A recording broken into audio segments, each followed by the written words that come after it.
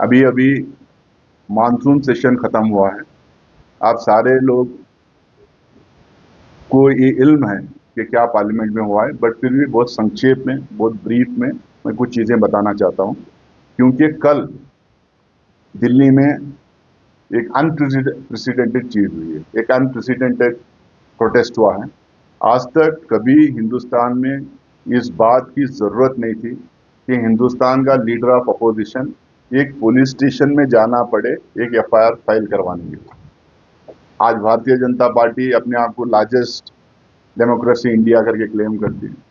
नरेंद्र मोदी जी दुनिया भर में जाके कहते हैं कि हम ओल्डेस्ट डेमोक्रेसी हैं, हम मदर ऑफ डेमोक्रेसीज हैं। और लेकिन ये हाल है हिंदुस्तान के कैपिटल में, हिंदुस्तान के कैपिटल सिटी के कैपिटल सिटी के उस हिस्से में जहाँ पे पार्लियामेंट है, जहाँ पे राष्ट्रपति रहते हैं, जहाँ पे प्रधानमंत्री रहते हैं, जो हिंदुस्तान के सरकार में जितने लोग काम करते हैं, कैबिनेट मिनिस्टर हो, एमएलए एमपीस हो, लोकसभा राज्यसभा के एमपीस हो, सारे उसी एरिया में रहते हैं। वहाँ के पुलिस स्टेशन में, वहाँ की पुलिस स्टेशन में जिसको कहते हैं पार्लियामेंट स्ट्रीट पुलिस स्टेशन, वहाँ के पुलिस स्टेशन में इसी देश का एक स्टूडेंट जो प्रोटेस्ट कर रहा था जंतर मंतर पे, जिसके खिलाफ पैलेट फायरिंग हुआ था, पैलेट फायरिंग हुआ था, विच इज इन ए वे जो हम लोग हिंदुस्तान में कहीं पे भी इस पैलेट गन को इस्तेमाल नहीं करते। अपने ही देश के छात्रों के खिलाफ जो पैलेट फायरिंग हुई थी, वो लड़का जिसके बॉडी में कम से कम 200 छर्रे लगे थे, कम से कम 200 छर्रे, एक स्टूडेंट, उसको जो है वो बार बार जा रहा है पुलिस स्टेशन में कि ये एफआईआर एक किया जाए और ये पता किया जाए कि किसने किया, क्यों किया, मेरे ऊपर फायरिंग हुई है। लेकिन 4-5 दिन से वो जा रहा था, उसके पेरेंट्स के साथ जा रहा था, उसके दोस्तों के साथ जा रहा था, लेकिन एक एफआईआर फाइल नहीं होता। क्योंकि देश में कानून है, जैसा ही कंप्लेंट कोई देता है तो पहले एफआईआर फाइल करो। उसमें ये भी एक सुविधा है कि एफआईआर फाइल करने के बाद में अगर उसमें कुछ निकल के नहीं आता तो बी रिपोर्ट डाल सकते हैं। तो अब ये बहाने बनाते रहे। कल एलओपी राहुल गांधी जी, प्रियंका गांधी जी, हमारी पूरी कांग्रेस की सीनियर लीडरशिप वहां पे बैठी थी। 6 घंटे बैठने के बाद में एक एफआईआर फाइल होता है वो स्टूडेंट के खिलाफ जो फायरिंग हुई थी उसको लेके। अननोन आदमी के लिए, अननोन आदमी 1 महीने से ज्यादा हो गया फायरिंग के लिए, अभी तक पुलिस के पास कोई प्रूफ नहीं, मानने के लिए तैयार नहीं कि फायरिंग हुई है, तो उसके लिए जो है 6 घंटे बैठ के एफआईआर कराना पड़ता है। ये डेमोक्रेसी का हाल है हिंदुस्तान में। लेकिन इसके पीछे हम लोगों को ये समझना चाहिए कि हुआ क्या है। देश भर से छात्र जो है, जो पेपर लीक हो रहा था, उस पेपर लीक को लेके आंदोलित थे। पहले नीट पेपर्स का था, उसके बाद सारे ही पेपर्स का था, उसके बाद रिक्रूटमेंट एग्जामिनेशन जो होते हैं, कॉम्पिटिटिव एग्जामिनेशन, उसके पेपर लीक्स का था।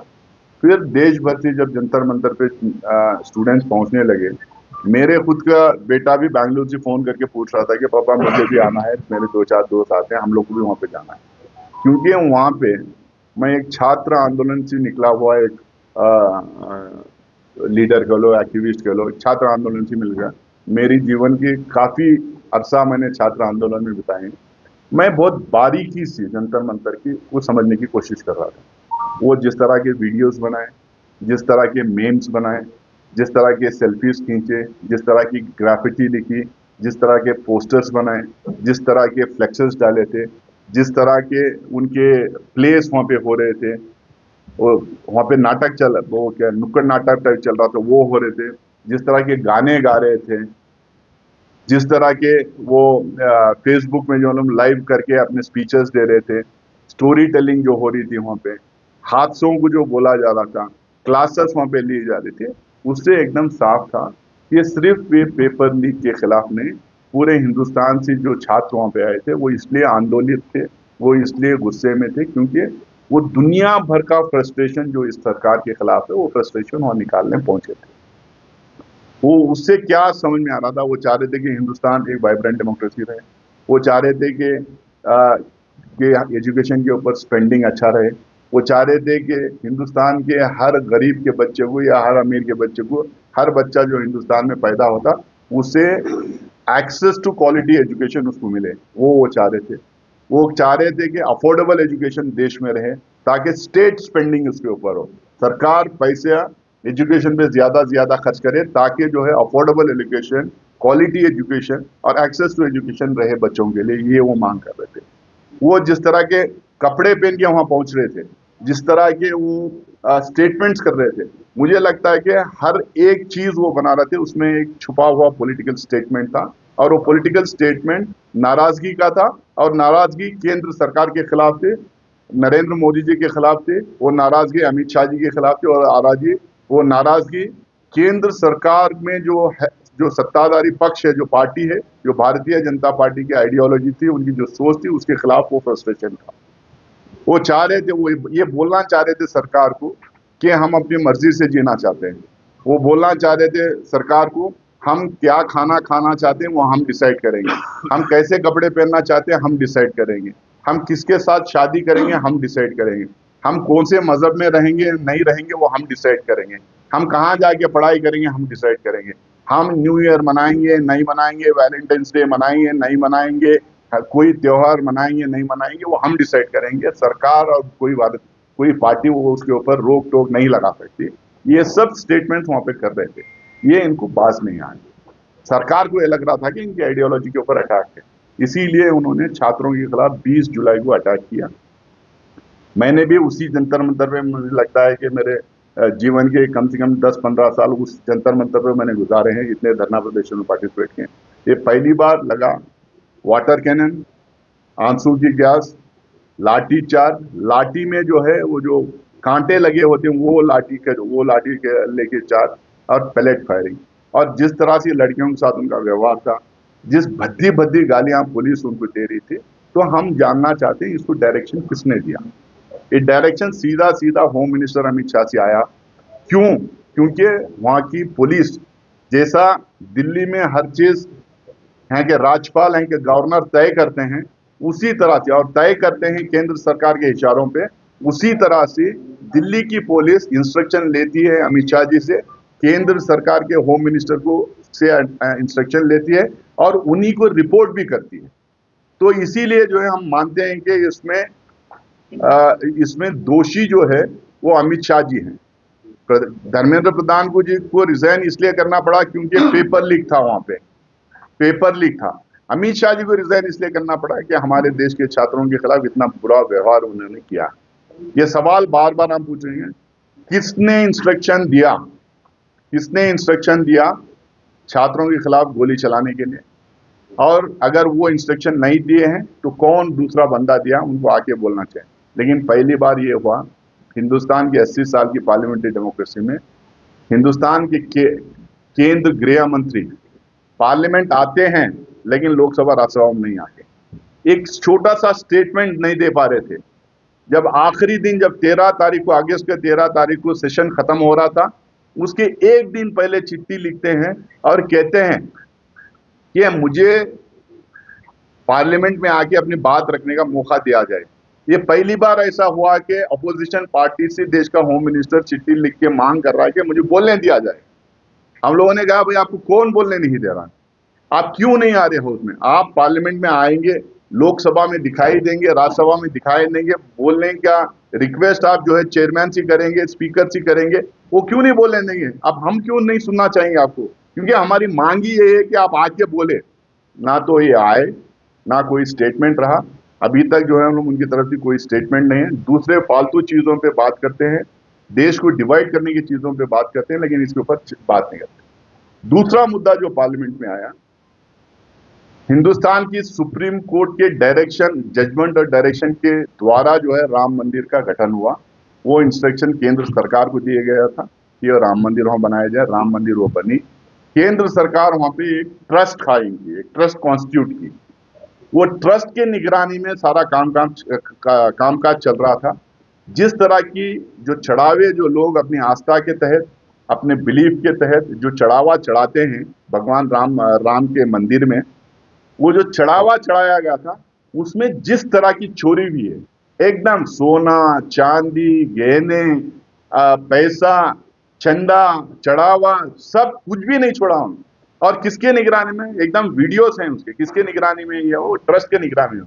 और ट्रस्ट किसकी है, ट्रस्ट प्रधानमंत्री ने बनाया। तो इसका जवाबदेही कौन होना चाहिए, केंद्र सरकार इसकी जवाबदेही होना चाहिए।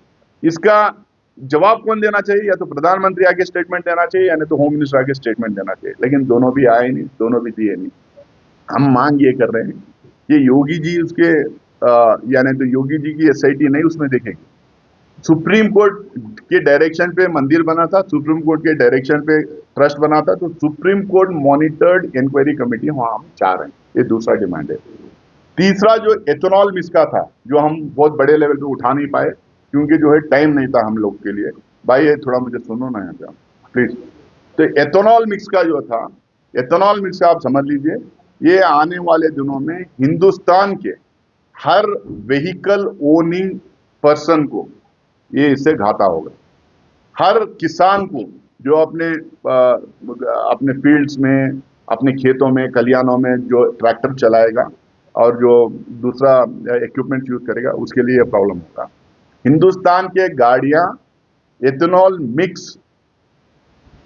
मिक्स फ्यूल के लिए कंड्यूसिव नहीं है। हमारा कोई रिसर्च नहीं हुआ है। जो हमारे गाड़ियां हैं तो सिर्फ पेट्रोल, डीजल या इलेक्ट्रिक व्हीकल्स हमारे पास हैं। 20% एथेनॉल मिक्स के जो है फ्यूल यूज नहीं कर सकते हैं। गाड़ियां बर्बाद हो जाएंगी। एक तो गाड़ियां भी बर्बाद हो जाएंगे, दूसरा पैसा भी ज्यादा लगेगा, और तीसरा इसके वजह से शुगर केन प्राइसेस मतलब एकदम डबल ट्रिपल होते जा रहे हैं। ऑलरेडी उसका रिपोर्ट आया, मेरा भी उसमें स्टेटमेंट है, उसमें हो रहा है। ये तीसरा इशू हम उठाना चाह रहे थे। ये तीन इश्यूज बड़े लेवल पे हम लोगों ने उठाए, लेकिन ये लोग जवाब देने के लिए रेडी नहीं। देश भर में छात्र आंदोलित हैं। हम राहुल गांधी जी के नेतृत्व में हम लोगों ने पहली बार ऐसा हुआ कि कोई भी एलओपी जाके प्रधानमंत्री के घर के बाहर बैठने की जरूरत पड़ी। दोनों एलओपीज गए थे। खरगे साहब ये उम्र में जो है जाके वहां पे बैठे रहे। वो एलओपी हैं राज्यसभा में और राहुल गांधी जी एलओपी हैं लोकसभा में। दोनों एलओपी जाके बैठे। हम लोग सारे सांसद, सारे पार्टीज के लीडर्स और सांसद वहां पे बैठे, लेकिन कोई उसका जवाब नहीं आया। हम लोग जिस तरह से राहुल गांधी जी पूरे देश भर में घूम के छात्रों के इश्यूज, किसानों के इश्यूज, युवा के इश्यूज उठा रहे हैं, जस्टिस को दोबारा री एस्टेब्लिश करने की कोशिश कर रहे हैं। जो जस्टिस सिस्टम है, जो हम लोग मानते हैं कि हमें कॉन्स्टिट्यूशन जो हमें देता है, हमें जो हक देता है, और वो हक के तहत हमें जस्टिस हर तरीके की मिलना चाहिए, उस जस्टिस को री अफर्म करने के लिए, री एस्टेब्लिश करने के लिए हर तरीके की लड़ाई पे फ्रंट पे आके लड़ रहे हैं। विदाउट मिंसिंग वर्ड्स वो फ्रंट पे आके लड़ रहे हैं, जिसके वजह से मुझे लगता है कि उनका तो वर्चस्व बढ़ ही रहा है, उनकी पॉपुलैरिटी बढ़ी रही है, उनकी एक्सेप्टेबिलिटी बढ़ी रही है। उसके साथ में मेरा मानना पर्सनली है कि कांग्रेस को भी जो है की तरफ भी लोग पूरे देश भर में देख रहे हैं। जहां भी मैं जाता हूं, जहां भी मिलता हूं, कांग्रेस के लिए लोग जो है उत्साहित हैं। लोग चाह रहे हैं कि जल्द से जल्द ये सरकार जाए, कांग्रेस की सरकार दोबारा आए, ताकि कॉन्स्टिट्यूशन का इम्प्लीमेंटेशन हो, कॉन्स्टिट्यूशन के तहत सरकार भी चले, देश भी चले, समाज भी तक चले, और यहाँ की आवाम को, देश भर की आवाम को उनके राइट्स जो है कायम रहे, उनके राइट्स उनको मिले। तो इस तरह से एक माहौल देश भर में बना है। उस माहौल में, उस बैकग्राउंड में हम लोग संगठन सृजन अभियान बनाए कि हमारा मानना यह है कि लोग हमें चाह रहे हैं सरकार में आए, लोग चाह रहे हैं कि हमारी आइडियोलॉजी के तहत, कांग्रेस की आइडियोलॉजी के तहत देश चले, सरकार चले। लोग चाह रहे हैं कि राहुल गांधी जी देश के प्रधानमंत्री बने, लेकिन उसके लिए ये जरूरी है, क्योंकि इतना बड़ा देश है, 140-150 करोड़ की आबादी का देश है। इसमें वोटर्स के बीच में जाने के लिए, हमारी लीडरशिप का नैरेटिव उनके बीच तक ले जाने के लिए, हमारी बात पहुंचाने के लिए, प्रोग्राम्स करने के लिए, इलेक्शन लड़ने के लिए, इलेक्शन लड़वाने के लिए, वोटर्स को बूथ तक ले जाने के लिए एक मजबूत संगठन की जरूरत है। उस पर्सपेक्टिव से हम पूरे देश भर में संगठन सृजन अभियान किए। उसमें सारे डीसीसी प्रेसिडेंट्स हम बनाए। यहाँ पे भी 21 हमारे डिस्ट्रिक्ट्स हैं, 21 ऑर्गेनाइजेशनल डिस्ट्रिक्ट में डीसीसी प्रेसिडेंट्स बनाए। अब संगठन उनका ट्रेनिंग वगैरह हम लोगों ने करवाया। संगठन सृजन अभियान 2 के तहत हम लोगों ने हमारे सदर साहब, कर्रा साहब, मीर साहब, उनके दोनों के सदारत में, उनकी दोनों के रहनुमाई में हमारे ऑब्जर्वर्स को पूरे डिस्ट्रिक्ट्स में हम लोगों ने भेजा, ताकि आप लोग जाओ, हमारे लोगों के बीच में बैठो, प्रेस कॉन्फ्रेंसेस करो, प्रोग्राम्स करो, ज्यादा से ज्यादा लोगों को कांग्रेस से जोड़ो, और उसमें से जो एक्टिव लोग हैं उनको ऑफिस बेयरर्स बनाओ। तो 21 डिस्ट्रिक्ट प्रेसिडेंट्स हम लोग 2 महीने पहले बनाए थे, उनका ट्रेनिंग हो गया था। अब ऑफिस बेयरर्स लगा के 360 ब्लॉक प्रेसिडेंट्स और म्युनिसिपल कमिटीज, ब्लॉक कमिटीज और म्युनिसिपल कमिटीज बने हैं, उसके 360 प्रेसिडेंट्स बने हैं। डिस्ट्रिक्ट कमिटीज में 21 डिस्ट्रिक्ट कमिटीज में 1500 ऑफिस बेरर्स बने हैं। 1500 ऑफिस बेरर्स 21 कमिटीज में बने हैं और ये 360 ब्लॉक कमिटीज में 10,500 ऑफिस बेरर्स बने हैं। कुल मिला के मुझे लगता है कि 11,500 के आसपास जो है डीसीसी प्रेसिडेंसी लेके ब्लॉक कमिटीज तक 11,500 ऑफिस बेरर्स हम लोगों ने कल रात तक बनाए हैं, डिक्लेयर भी कर दिए हैं। सारे सोशल मीडिया प्लेटफॉर्म पे हम लोगों ने डिक्लेयर किया है। अब ये इस सबकी हम लोग ट्रेनिंग करवाएंगे, डीसीसी कमिटीज की, ब्लॉक प्रेसिडेंट्स की, सोशल मीडिया कोऑर्डिनेटर्स की, मीडिया स्पोक्स पर्सन की, सबकी हम लोग ट्रेनिंग करवाएंगे कांग्रेस आइडियोलॉजी के तहत सब कुछ उनको, ताकि वो ट्रेंड रहें। अब कुछ ही दिन में बहुत जल्द पीसीसी की कमेटी, और पीसीसी में कई कमिटीज होते हैं, वो कमिटीज भी हम लोग गठित करेंगे, क्योंकि हमें आइडिया मिला है अब डीसीसी के लेवल पे काम करना, वो डीसीसी लेवल पे हम लोगों ने रखा है। ब्लॉक पे काम करने के लोग जो लेवल के लोग हैं उनको वहां रखा है। अब स्टेट जो संभाल सकते हैं, पूरे स्टेट भर के लिए जो लीडरशिप दे सकते हैं, उनको पीसीसी कमिटीज में हम करेंगे। और उसके साथ में पीसीसी कमिटीज होने के बाद संगठन सृजन 3 करेंगे, जिसमें हम लोग वार्ड कमिटीज, पंचायत कमिटीज और BLA 2 हर बूथ पे BLA रहे हमारा, ये हम लोग संगठन सृजन 3 में करेंगे, जिसमें भी बहुत सारे लोग को जोड़ना है। ये जब पूरा संगठन 3 जब कंप्लीट हो जाएगा, हम स्टेट लेवल कॉन्फ्रेंसेस करेंगे। हो सकता है 2 प्रोविंसेस में करें, हो सकता है एक ही जगह करें, जिसमें ये उम्मीद है कि राहुल गांधी जी और मल्लिकार्जुन खड़गे साहब आके हमारे जो ऑफिस बेरर पीसीसी प्रेसिडेंसी लेके बूथ तक जो कांग्रेस का ऑफिस बेरर रहेगा, उसको संबोधित करने का काम करेंगे, उनको गाइड करने का, उनको इंस्पायर करने का काम करेंगे। बहुत बहुत शुक्रिया आप लोगों का। देखिए, हम लोग मानते हैं पीएफओ भी जो है हिंदुस्तान का इंटीग्रल पार्ट है। उसके लिए गवर्नमेंट ऑफ द डे जो है इनिशिएशन करना चाहिए, ताकि वो हमें वापस मिले और कश्मीर के लोग जो हैं, जम्मू कश्मीर के लोग और पीओ के लोग पहले कैसा जिंदगी करते थे उसी तरह से जिए। उसके it's a long run battle, it's a very long run diplomatic battle, जो उसमें इंटरनेशनल फोरम्स भी इन्वॉल्व होते रहते हैं टाइम टू टाइम। तो इसको डिप्लोमेटिकली हैंडल करना चाहिए और सरकार जो है उसको इनिशिएट करके पीओके को वापस लेना चाहिए। सिर्फ स्टेटमेंट डिवीजन के लिए, सिर्फ स्टेटमेंट अपने वोट्स के लिए, सिर्फ स्टेटमेंट अपनी पीठ थपथपाई के लिए से काम नहीं चलता। उसके लिए जो हम एक अच्छी सी स्ट्रैटेजी बना के काम करना चाहिए।